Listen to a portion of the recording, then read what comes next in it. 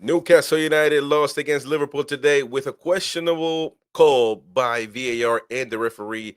But regardless, they're still top of the league, and they actually did enough to win this one.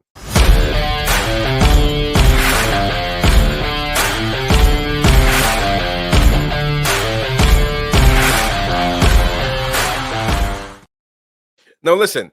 When we take, when we talk about this one. By the way, welcome to Top FCTV, and also this is going to the American Magpie instant reaction for that channel as well. If you're a Newcastle fan, you can go to the American Magpie link in the description. But if you are a Liverpool fan or neutral, you can subscribe to this channel, Top FCTV, of course. And listen, I'm not going to say that that particular call made Newcastle lose and Liverpool win. I'm not going to go into the bantering and all that stuff because that's not what I'm here to do. I think that Liverpool did enough, and I think that Liverpool deserved to win this one. To be fair with you, it is what it is. You got to call it for what it is. I'm a Magpie, and I hate to say it, but they deserve to win it.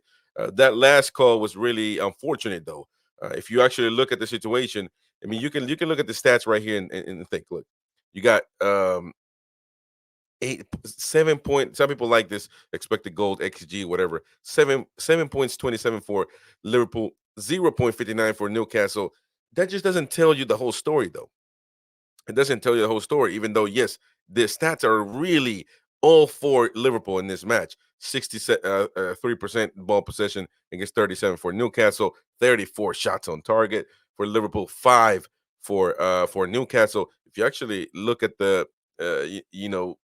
shots on target, the shots off target, blocked shots. You got Dubravka was really the man of the match for Newcastle. And if you look at Liverpool, really you can see how and why McAllister was the guy and is the man uh, in that midfield for Liverpool. And Endo, even though he did a decent job, you know, McAllister comes on and definitely is that man's job in the midfield.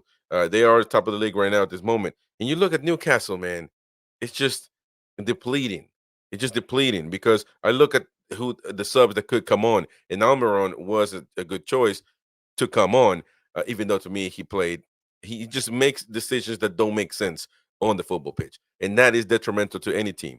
And so you actually might be looking to move Almiron away from Newcastle if he continues to do this, because he has to be able to determine what the play needs, what the team needs at a certain point in time. And if he's going to be shooting for just to shoot, then that is detrimental to the team. And you got to question whether he is for the team or not. And if he's not, then he's got to go.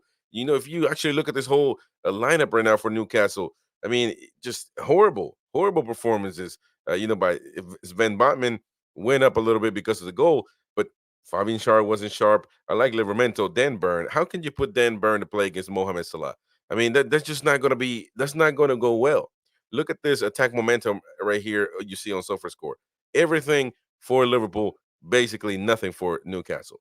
And a lot of those attacks, for the most part, came through Mohamed Salah. Then you got Szoboszlai and you got Alexander Arnold.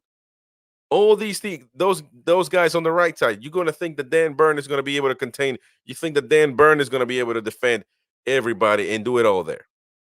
Impossible. He's just not going to be able to contain everybody. He's not fast. He's not agile. So how do you think he's going to have? He was tired by the 55th minute, 50th minute. He wasn't subbed. He was still there. And at this point in time, Hall comes on late in the match again. What is he supposed to do to be able to start in this team, to be able to play for this team, this Lewis Hall kid? It's just very unfortunate if you look at it from the Newcastle perspective. Liverpool, they're top of the league, and they're really nothing to complain about on their side. Joe Linton was fighting for Newcastle as well, even though he was out of legs. Bruno Guimaraes wasn't the best game. One thing I will say, Alexander Isak is probably the striker that Liverpool would love to have at this moment. One opportunity, bam, right to the bottom corner, goal. It's just incredible, incredible. Alexander Isak, to me, when he wants to be, he is the second best striker in the league behind Erling Haaland. And it's just a matter of the ball. I was saying it throughout the watch along. You have to give Isak the ball. You have to give him the ball. Let him perform. Let him figure it out. If you give him a decent ball, he will get it done. And in contrast with Darwin Nunez, he was just a big, big contrast. Nunez was just another. He just wasn't. It wasn't. Yeah, he definitely wasn't able to make anything happen for Liverpool, and you got to question that whether he should start or not, or should it be Gapco. But look, this is the play that everybody wants to talk about. This was never a penalty. It just wasn't, because it destroyed how the game was going to end, because with the goal by Botman, it was 3-2, a lot of opportunities, and ultimately the Premier League needs to be looking at these matches are supposed to be entertaining for the fans, for people to watch, for people to pay subscriptions, for people to be engaged with the matches, whether they benefit any whoever. It doesn't. It's not their job to benefit anybody, and so why did they let this type of things go? You know what I mean? Literally, Jota beat Dubravka, but his move cost him to send the ball going forward way too fast, and more than likely was going to just be a goal kick. Gonna lose the ball, not gonna catch up to it. He gives up on the ball. 3 steps later, he just decides I'm gonna just dive, and the penalty is granted. You cannot let this happen in the Premier League. If you call yourself the best league in the world, you cannot let this happen, and you let it. Incredible. Incredible. I just don't understand how. Anthony Taylor is not the sharpest tool in the box. We already know that, but this is a guy that gets demoted to the championship, gets right back he got demoted again because he gave Newcastle a penalty. And I'm telling you, from a Newcastle's fans' perspective, he gave us a penalty. So he should have been demoted. He got demoted. And the next week he got the featured match of the week. He got Chelsea City. And so how does that make sense? You cannot be awarding these bad referees with good matches, because it doesn't make sense.